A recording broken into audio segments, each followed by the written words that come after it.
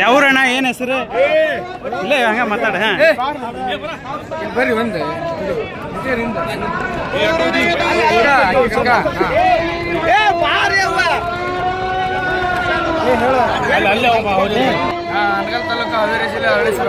ಹೋರಿ ತಂದಿರಿ ಅಣ್ಣಾರ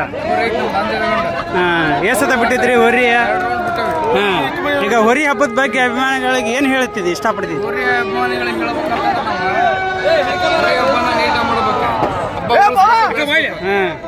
ಸರ್ ಹಬ್ಬ ಕೆಡಬಾರ್ದು ಎಲ್ಲ ರೈತರು ಎಲ್ಲರೂ ಒಂದೇ ಹಣ ತಗೊಳ್ಳಂತ ನಿಂತ್ಕೊಂಡು ಮಾಡ್ಬೇಕು ಹಬ್ಬದ ಬಗ್ಗೆ ಏನ್ ಹೇಳ್ತೀರಿ ಹಬ್ಬ ಮಾಡ್ಬೇಕಂತ ಹೇಳಕ್ ಉಳಿಸ್ಬೇಕು ರೈತರ ಹಬ್ಬ ರೈತರಿಗೋಸ್ಕರ ರೈತರಿಗಾಗಿ ನಡೆಯುವಂತ ಜಾನಪದ ಕ್ರೀಡೆ ನಮ್ಮ ಹೋರಿ ಹಬ್ಬ.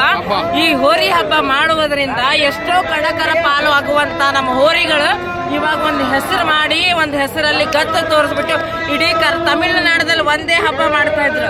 ಆದ್ರೆ ಏನಂತಲ್ಲ ಇವಾಗ ನಮ್ಮ ಶಿವಮೊಗ್ಗ ಜಿಲ್ಲೆ ಆಗ್ಬೋದು, ಆಮೇಲೆ ನಮ್ಮ ಹಾವೇರಿ ಜಿಲ್ಲೆ ಆಗ್ಬೋದು, ಆಮೇಲೆ ನಮ್ಮ ದಾವಣಗೆರೆ ಜಿಲ್ಲೆ ಆಗಿರ್ಬೋದು, ಆಮೇಲೆ ಉತ್ತರ ಕರ್ನಾಟಕ ಜಿಲ್ಲೆ ಆಗಿರ್ಬೋದು, ಹುಬ್ಬಳ್ಳಿ ಆಗಿರ್ಬೋದು, ಇವಾಗ ಧಾರವಾಡದಿಂದಲೂ ಒಂದು ತೇಗೂರಿಂದ ಹೋರಿ ಬಂದೈತಿ.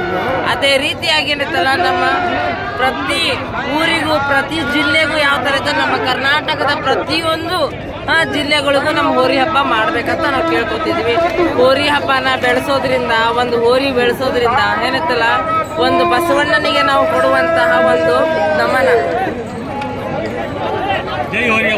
ಜೈ ಹೋರಿ ಹಬ್ಬ. ಈಗ